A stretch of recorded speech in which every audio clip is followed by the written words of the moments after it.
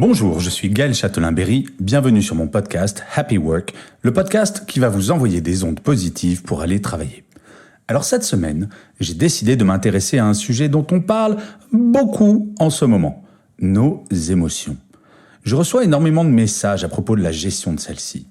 Il est vrai que ce sont ces dernières qui, en temps normal, c'est-à-dire avant l'épisode du Covid, nous boostent ou au contraire nous bloquent. Et oui, avant le confinement, nous avions des émotions, à moins que vous ne soyez un gentil robot.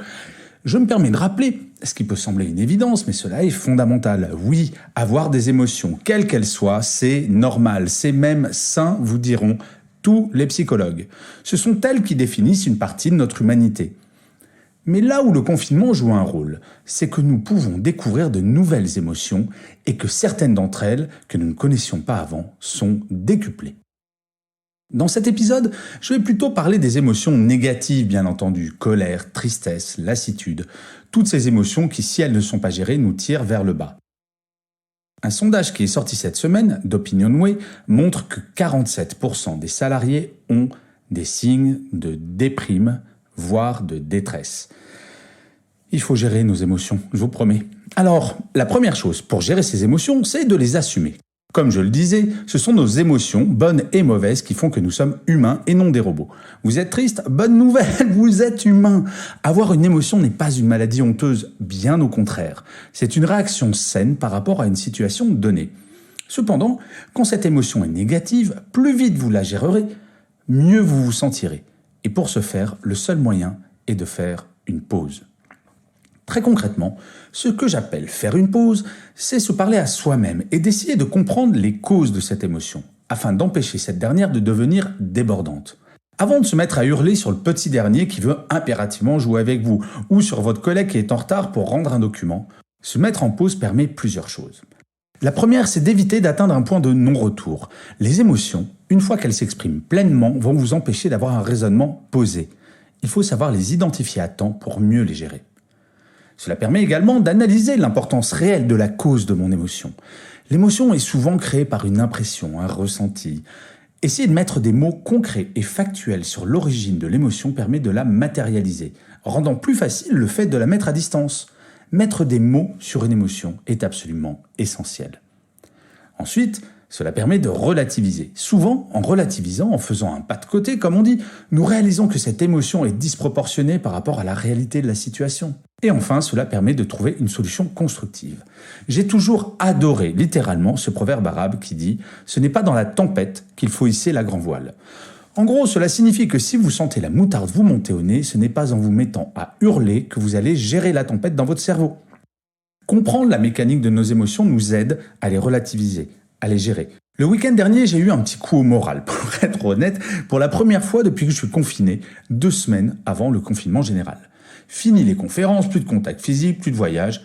Et puis, j'ai eu mon petit coup au moral, mais j'ai appuyé sur le bouton pause. Oui, ce sentiment de tristesse était normal. Mais mieux, ce qui en était la cause, mon inactivité en tant que conférencier, c'est pour la bonne cause. C'est parce que je reste chez moi que l'épidémie recule petit à petit et que nous finirons par gagner. Moi, petite goutte d'eau au regard de la population mondiale, je fais partie de l'océan des gens qui agissent pour que cela cesse. Et ce n'est pas insignifiant. Si vous voulez vous en convaincre, rappelez-vous que cette pandémie a commencé avec un seul individu qui a contracté ce virus en mangeant je ne sais quel animal étrange. Un seul individu. Oui, des millions de personnes ont été contaminées du fait d'une seule personne. Et bien l'inverse, c'est vrai. La fin de l'épidémie dépend de notre action à nous toutes et tous, confinés, chômeurs et actifs. Bien entendu qu'à 20h, nous applaudissons nos soignants particulièrement marqués par cette période. Mais sans notre action immobile, leur travail ne sert à rien. Bref, j'ai géré mon émotion et elle est partie. J'ai pu me remettre à écrire. Comprendre les causes de nos émotions négatives, c'est bien, mais faire en sorte qu'elles ne viennent pas frapper à votre porte, c'est encore mieux. Et pour ce faire, voilà quelques petits conseils. Le premier, c'est de garder une activité intellectuelle stimulante. Oui, ok, passer sa journée devant Netflix, c'est sympa un jour ou deux, mais écrire, se former en ligne, au yoga, au tai chi, à ce que vous voulez, à une nouvelle langue, ce n'est pas mal non plus, et c'est valorisant. Chaque journée doit servir à quelque chose. Le deuxième conseil, c'est de garder un bon équilibre, vie professionnelle, vie personnelle. Faites des pauses, coupez vos mails le soir et le week-end. Ne laissez pas votre travail vous dérober. Ce n'est pas parce que nous sommes confinés que le burn-out n'existe plus. pensez à vous. Le troisième conseil, c'est de mettre de la joie dans votre habitation. Dès le réveil, souriez aux personnes présentes chez vous. Et si vous êtes seul, faites-vous un grand sourire dans le miroir. La première fois, vous vous sentirez probablement un petit peu ridicule, mais après, vous allez adorer ça. Le quatrième conseil, c'est de faire l'exercice physique. Pas forcément un marathon en courant tout autour de votre table comme certains l'ont fait. Quelques pompes, des étirements, des gestes pour prendre soin de vous. Alors, je ne vous demande pas de devenir des athlètes, mais juste de faire un tout petit peu d'exercice chaque jour. Le cinquième conseil, c'est de garder un lien. Pas une journée sans un contact avec l'extérieur. C'est aussi l'occasion de renouer avec des personnes perdues de vue depuis longtemps.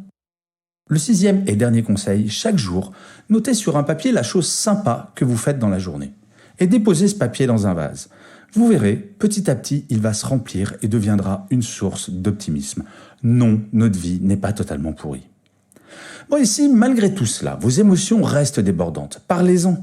Avant de vous mettre à hurler, dites-le à la personne qui vous énerve, calmement, que vous ressentez une vraie émotion de colère, que vous avez besoin de son aide pour la gérer.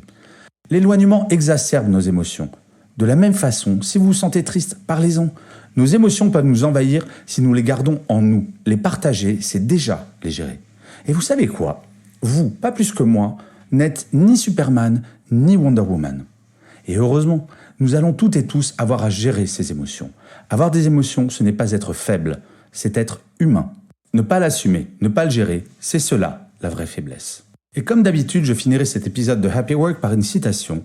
Cette semaine, j'ai choisi une phrase de Tania Sénécal. Elle disait « Exprimer ses émotions, c'est comme d'enlever les nuages noirs devant le soleil pour laisser pousser les fleurs. » Je vous remercie 1000 fois d'avoir écouté cet épisode de Happy Work. Je vous dis à la semaine prochaine et d'ici là, plus que jamais, prenez soin de vous.